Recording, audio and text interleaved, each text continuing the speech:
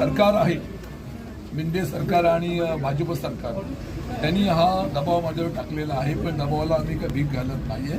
माझ्या पाठीशी माझा संपूर्ण कुटुंब, माझा मतदारसंघ, माझा जिल्हा आणि माझ्या शिवसेना ही माझ्या पाठीशी आहे. त्यामुळे मी या कुठच्या गोष्टी घाबरत नाही, त्या गोष्टीला कुठे दबावाला बळी पडणार नाही. आम्ही सर्वजण वंदनीय शिवसेना प्रमुख बाळासाहेब ठाकरेंच्या आम्ही पाचारणाशी असल्यामुळे भविष्यातल्या कालखंडामध्ये मला अटक आता होणारच आहे.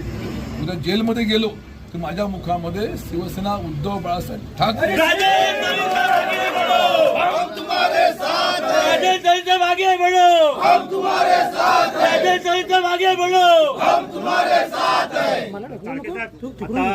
ते बोलले की आता जवळपास अटक होण्याची शक्यता आहे.